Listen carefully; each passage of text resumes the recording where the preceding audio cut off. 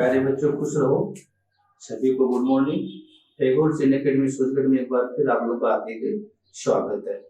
कल हमने व्यवसाय अध्ययन के अंदर प्रबंध की भूमिकाओं के बारे में अध्ययन किया था, उनके बारे में जानकारी की थी। आज हम प्रबंध के जो विभिन्न स्तर हैं उनके बारे में जानकारी करेंगे। प्रबंध के विभिन्न स्तरों का अध्ययन करने से पहले हम संगठन के स्तरों की जानकारी करते हैं। संगठन के स्तर, लेवल ऑफ ऑर्गेनाइजेशन। संगठन के जो स्तर हैं इसको हम दो भागों में बांटते हैं। एक प्रबंधकीय सदस्य, दूसरा गैर प्रबंधकीय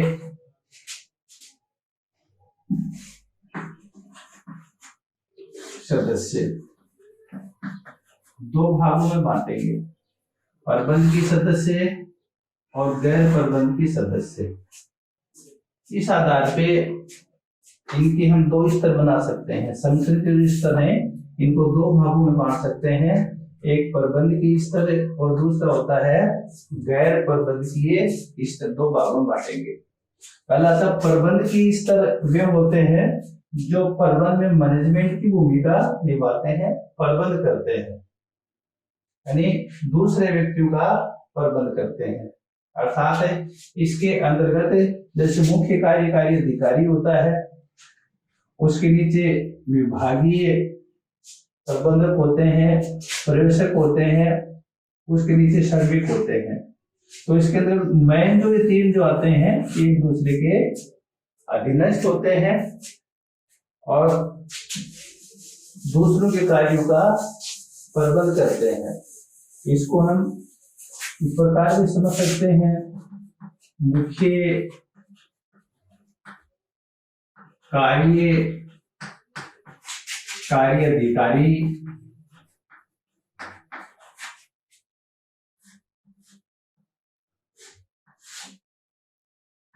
उसके नीचे विभागीय अधिकारी,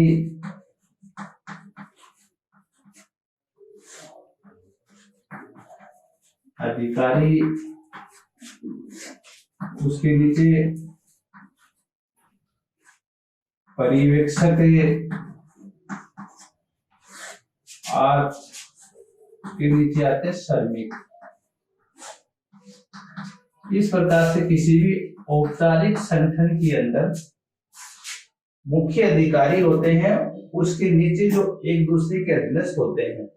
विभागीय अधिकारी जो होता है वो मुख्य कार्यकारी का अधीनस्थ होता है, पर्यवेक्षक जो होता है वो इसका अधीनस्थ होता है, श्रमिक होते हैं वो इसका अधीनस्थ होते हैं।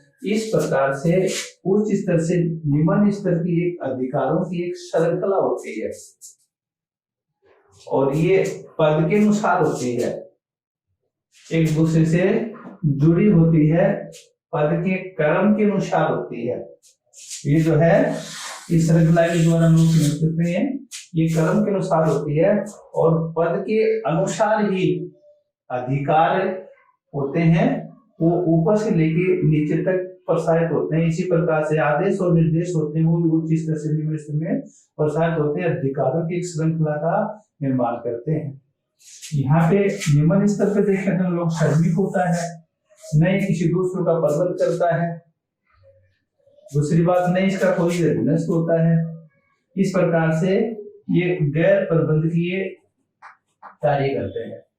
तो इस प्रकार से हम कह सकते हैं कि विभिन्न पदों के अनुसार अधिकारी होते हैं और उन अधिकारों के मध्य जो संबंधों की व्याख्या करते हैं, संबंधों को स्थापित करते हैं, उन्हें हम प्रबंधकीय स्तर बोलते हैं। तो इस प्रकार उपरोक्त वेतन के आधार पे हम प्रबंधकीय जो स्तर हैं उनको तीन भागों में बांटेंगे। प्रबंध के स्तर, इसको हम तीन भागों में बांटेंगे। पहला है उच्च स्तरीय प्रबंध, टॉप लेवल मैनेजमेंट। दूसरा है मध्य स्तरीय प्रबंध, मिडिल लेवल मैनेजमेंट है। और पंक्ति भी कहते हैं इसको, परिचालन बोलते हैं, या निम्न स्तरीय प्रबंध, लो मैनेजमेंट। इस प्रकार से इनको 3 भागों में बांटते हैं, उच्च स्तरीय प्रबंध, मध्य स्तरीय प्रबंध और निम्न स्तरीय प्रबंध। तो सबसे पहले जो आता है वो है उच्च स्तरीय प्रबंध। उच्च स्तरीय प्रबंध, उच्च स्तरीय प्रबंध किसी भी संगठन के अंदर टॉप लेवल मैनेजमेंट पे आता है, शीर्ष बिंदु होता है। इसके अंतर्गत संगठन के अंदर जो कार्य किए जाते हैं उसमें मुख्य अधिकारी जो होते हैं, मैन जो अधिकारी होते हैं, वो इसके भाग लेते हैं। संगठन में किए जाने वाले कार्य जो होते हैं उसमें अधिशासी अधिकारियों का एक समूह होता है। उच्च स्तरीय जो प्रबंधक आते हैं वो इसके अंदर सम्मिलित किए जाते हैं। जैसे उच्च स्तरीय प्रबंध में जो सम्मिलित होते हैं, जैसे महाप्रबंधक है,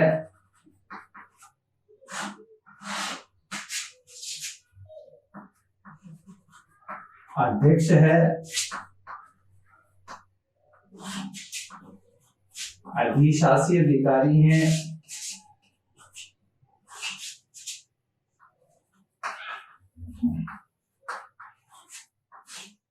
मुख्य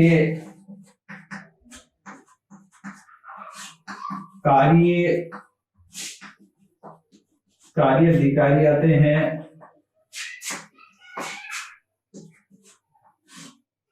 या प्रबंध संचालक है, या चेयरमैन है, प्रधान है। इस प्रकार से मुख्य मैनेजमेंट जो अधिकारी जो होते हैं उनको इसके अंदर सम्मिलित किया जाता है। तो इस प्रकार से ये टॉप लेवल मैनेजमेंट होता है। उसके बाद में उच्च स्तरीय प्रबंध के जो कार्य आते हैं, उच्च स्तरीय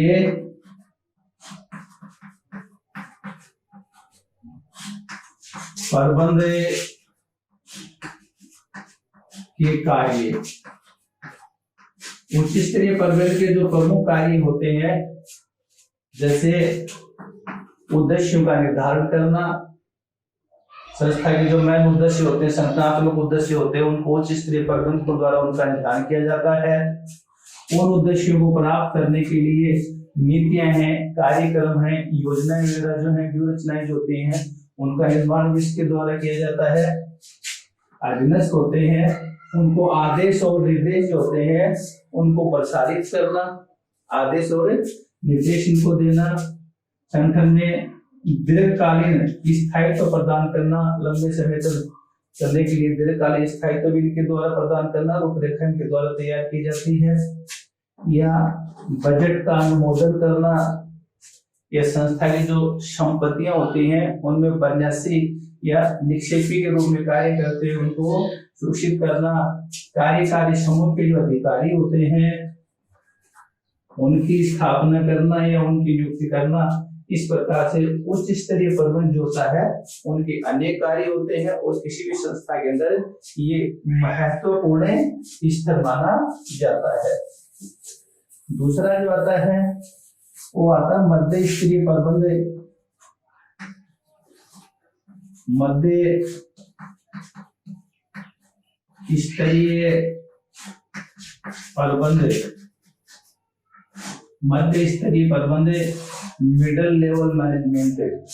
मिडिल लेवल मैनेजमेंट वह होता है जो उच्च स्तरीय प्रबंध के द्वारा अनेक प्रकार के जो उद्देश्य या नीतियों का जो निर्धारण किया जाता है उनकी क्रियान्वयन करना, उनकी व्याख्या करना। इस प्रकार से यह उच्च स्तरीय जो प्रबंध होता है और निम्न स्तरीय जो प्रबंध होता है उनके मध्य समन्वय स्थापित करता है। उच्च स्तरीय प्रबंधन के द्वारा दिए गए आदेश और जो निर्देश होते हैं वो निम्न स्तर तक पहुंचाता है, और निम्न स्तर का जो प्रबंध होता है उसके आदेश, सुझाव, मांग, समस्या आदि वगैरह जो होती हैं वो निम्न स्तर से उच्च स्तर तक पहुंचाता है। इस प्रकार से दोनों के मध्य एक कड़ी का काम करता है, दोनों को जोड़ता है।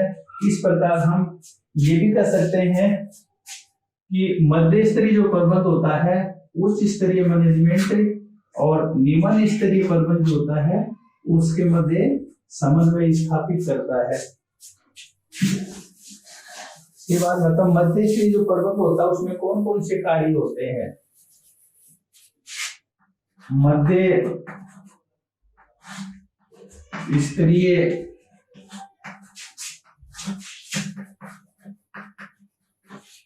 प्रबंध के कार्य, मध्य स्तरीय प्रबंध के कार्य, मध्य स्तरीय प्रबंध का जो पहला प्रमुख कार्य माना जाता है वो है उच्च स्तरीय प्रबंध के द्वारा बनाई गई योजनाएं हैं उनकी व्याख्या करना, उनका क्रियान्वयन करवाना, उनको निष्पादित करवाना। इसके बाद में कार्यों का निर्धारण करना, उनका निष्पादन करना, पर्यवेक्षकीय प्रबंधक जो होते हैं उनको कार्य सौंपना, कार्य के बारे में जानकारी देना, उनमें मोटिवेट करना, उनमें समन्वय स्थापित करना। ये पर्यवेक्षकीय प्रबंधक जो होते हैं उनके लिए प्रकार की विवाद जो होती है उनको समाधान करना, समस्याओं का निपटारा करना, सभी अधिकारियों वगैरह जो होते हैं उसमें समन्वय बनाए रखना। इस प्रकार के जो कार्य होते हैं इसके महत्वपूर्ण कार्य माने जाते हैं। तीसरा जो आता है वो है पंक्ति परिचालन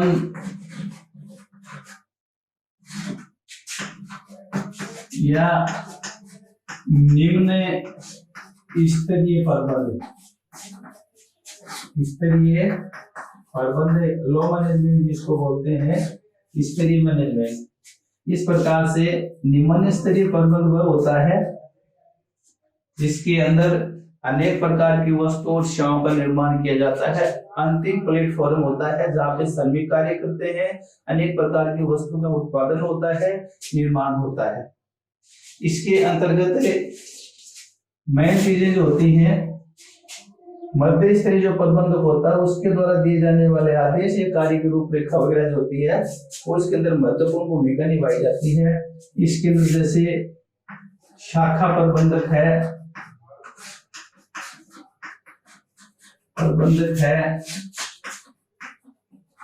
पर्यवेक्षक है या लेखाकार है या लिपिक है या फोरमैन है आदि को सम्मिलित किया जाता है। ये निम्न स्तर पे होता है। इस प्रकार से निम्न स्तरीय जो प्रबंध होता है उसके कार्य कौन कौन से होते हैं। निम्न स्तरीय प्रबंध के कार्य, निम्न स्तरीय प्रबंध के कार्य जो होते हैं मध्य स्तरीय प्रबंध के द्वारा बनाई गई जो भी योजनाएं होती हैं उनका अनुसरण करना होता है। मध्य स्तरीय प्रबंध के द्वारा इनको कार्यों का आवंटन किया जाता है, अनेक प्रकार के संसाधनों का वितरण किया जाता है, कार्य करने के लिए इनको अभिप्रेरित किया जाता है, इनको नेतृत्व प्रदान करते हैं, आदेश निर्देश दिए जाते हैं, उनकी पालना की जाती है। पर्यवेक्षक जो होते हैं उनके आने वाली समस्याएं जो होती है उनका समाधान किया जाता है या विवादों का निपटारा किया जाता है, अनुशासन को बनाए रखा जाता है, कार्य क्षमता में वृद्धि की जाती है, कर्मचारियों को स्थायित्व प्रदान किया जाता है, उनको प्रशिक्षण दिया जाता है। इस प्रकार से निम्न स्तरीय प्रबंध के भी अनेक कार्य होते हैं। तो इस प्रकार से हमने प्रबंध के जो स्तर हैं संगठन के आकार के अनुसार छोटे बड़े आकार के जो होते हैं उनके अनुसार एक प्रबंध में 3 प्रकार के जो स्तर अपनाए जाते हैं, उच्च स्तरीय प्रबंध, मध्य स्तरीय प्रबंध और निम्न स्तरीय प्रबंध। इस प्रकार से दूसरा जो चैप्टर जो अपना था प्रबंध प्रक्रिया, ये हम लोगों ने शुरू किया था। तो इसमें जो हम लोगों ने पढ़ा वो है प्रबंध प्रक्रिया का अर्थ, प्रबंध प्रक्रिया की विशेषताएं, उसके बाद में इसके कार्य, उसके बाद में इसकी भूमिका और उसके बाद में प्रबंध के स्तर। इस आधार पे ये पार्ट जो हमने पढ़ा है, इस प्रकार से कॉपी में जब आप लोग क्वेश्चन करते हो प्रबंध प्रक्रिया से आप क्या समझते हो, ये मैंने आपको बताया था। प्रबंध के कार्यों को व्यवस्थित रूप से करने का प्रक्रिया होती है, नियोजन से लेकर के नीति तक चलने वाली प्रक्रिया होती है। इसमें नियोजन है, संगठन है, नियुक्तिकरण है, निर्देशन है, विप्रेरणा है, नेतृत्व है, समन्वय है, संप्रेषण है, नियंत्रण आदि को सम्मिलित किया जाता है। उसके बाद में प्रबंध प्रक्रिया की विशेषताएं बताइए, ये भी मैंने आपको बताया था। ये मानवीय प्रक्रिया है, गतिशील प्रक्रिया है, सार्वभौमिक प्रक्रिया है, सामाजिक प्रक्रिया है, प्रभावोत्पादक प्रक्रिया है। उसके बाद में प्रबंध के जो कार्य है, प्रबंध के प्रमुख कार्य बताइए। तो आप बता सकते हो प्रबंध के जो प्रमुख कार्य होते हैं इनको 2 भागों में बांटा जाता है। एक मैंने आपको बताया था इसके प्रमुख कार्य, जिनको हम लोगों ने 5 भागों में बांटा था, नियोजन है, संगठन है, निर्देशन है, समन्वय और नियंत्रण है। इसी प्रकार से मैंने आपको इसके सहायक कार्य बताए थे, ये भी 5 बताए थे। निर्णय, नियुक्तिकरण, नवाचार, संप्रेषण और प्रतिनिधित्व है, इनको हम लोग पढ़ेंगे। प्रबंध की जो भूमिकाएं आप हैं, प्रबंध की भूमिकाओं से आप क्या समझते हैं, प्रबंध की भूमिकाओं कितने भागों में बांटा जाता है, इस क्वेश्चन का मैंने आपको विस्तार से लिखवाया और बताया है। प्रबंध की जिस तरह से 3 भागों में बांटते हैं। इसके भूमिकाएं जो है, अंतर्व्यक्तिक भूमिकाएं जो है, दूसरा है तुलनात्मक भूमिकाएं और निर्णयात्मक भूमिकाएं। उसके बाद में 3 मैंने आपको प्रबंध के स्तर बताए हैं, उच्च स्तरीय प्रबंध, निम्न स्तरीय प्रबंध और मध्य स्तरीय प्रबंध। इस प्रकार से दूसरा पार्ट अपना संपन्न हुआ। इस प्रकार से मैंने आपको काम बताया, टोटल काम करके कल संडे को जहां तक अपना काम हो चुका उसकी रिपोर्ट आप मेरे को दोगे, ठीक है। तब तक के लिए धन्यवाद।